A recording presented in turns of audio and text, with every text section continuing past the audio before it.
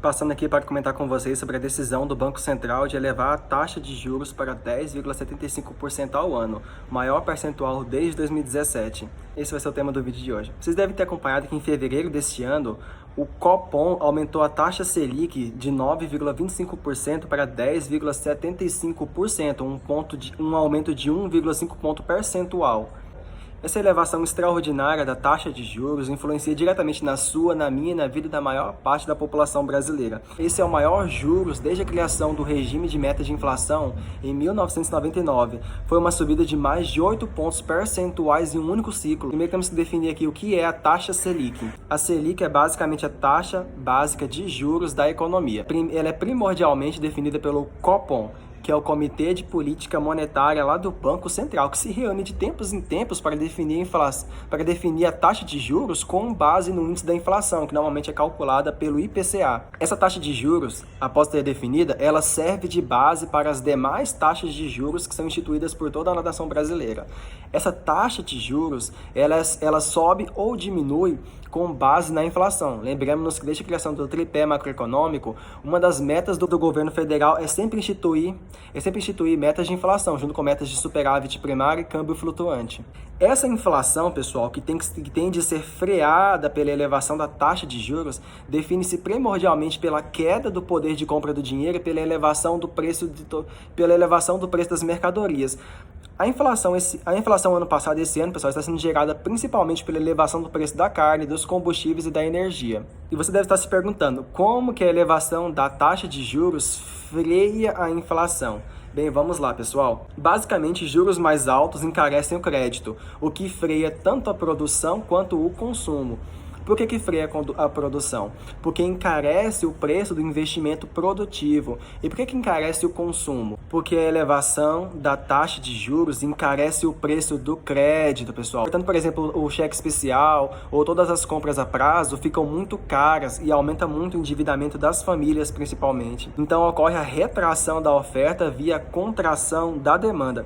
Ou seja, ocorre uma regulação do excesso da demanda, o que é algo que normalmente pressiona os preços, além de que também ocorre uma estimulação das poupanças. Porém, lado ruim é que isso afeta demais o nosso PIB e afeta demais todas as compras feitas a prazo, todas as vendas que dependem de financiamento, porque o preço do crédito ficou muito caro. Se em 2021 já tinha uma escalada muito grande do endividamento das famílias, ou seja, do nível de comprometimento da renda das famílias nacionais com pagamento de juros, nesse ano compromete muito mais a renda das famílias e aumenta muito mais o endividamento das famílias brasileiras, além de que aumenta as despesas do país com pagamentos de títulos da dívida pública, principalmente daqueles indexados à taxa Selic. A questão da taxa Selic, aumentar a taxa de juros até para os títulos da dívida, nos faz entrar em um segundo ponto interessante, que é uma pequenina parcela da população que se beneficia com a decisão do governo e do Banco Central de elevar a taxa de juros, que são os detentores de títulos indexados a Selic, que são remunerados de acordo com a elevação da taxa de juros.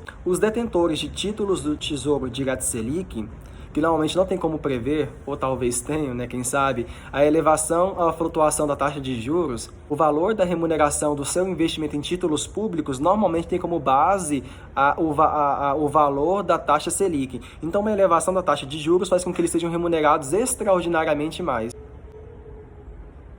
E por que a preocupação em controlar a inflação? Porque desde a instituição do tripé macroeconômico brasileiro, as 3 metas de todos os governos federais normalmente é controle da inflação, câmbio flutuante e metas de superávit primário. Então, torna-se uma das metas do governo federal controlar a inflação. Nesse sentido, um dos comentários que eu gostaria de deixar registrado aqui é que existia sim, pessoal, a necessidade de instituir algum tipo de manutenção da taxa de juros com base na necessidade de controlar a inflação. Mas a minha crítica que eu faço aqui, pessoal, é que, por exemplo, a elevação do preço de muitos alimentos é causada pelo governo, como eu já expliquei em alguns vídeos anteriores. E essa elevação brutal da taxa de juros agride muito mais as famílias do que ajuda elas. Então, se existia, por um lado, a necessidade de controlar a inflação via subida dos juros, seria necessário repensar o tipo de subida dos juros, como, por exemplo, diz o economista Paulo Gala, tendo em vista a quantidade de prejuízos que traz às famílias brasileiras. Vamos lembrar, pessoal, que em novembro de 2022, o governo diminuiu a taxa de juros para a menor taxa de juros da história, que foi um valor de 2% ao ano. Só que lá para 2021 ela voltou a aumentar, porque o governo fez isso sem levar em conta as necessidades de se pensar em inflação. Então lá para setembro de 2021 ela já havia subido para 6,25%, em outubro de 2021 ela havia subido para 7,5%, em dezembro de 2021 ela havia subido para 9,25% ao ano e agora em fevereiro de 2022 ela subiu para 10,75% ao ano, uma subida de 1,5 ponto percentual. Isso também se dá por conta de erros da política econômica do governo, que tentaram abaixar as taxas de juros de forma drástica nos anos anteriores, sem levar em conta os níveis de inflação. Enfim, encerro o vídeo por aqui. E se você gostou do vídeo, eu peço que você deixe o seu like e compartilhe ele com aqueles seus amigos que têm interesse em economia e história econômica do país.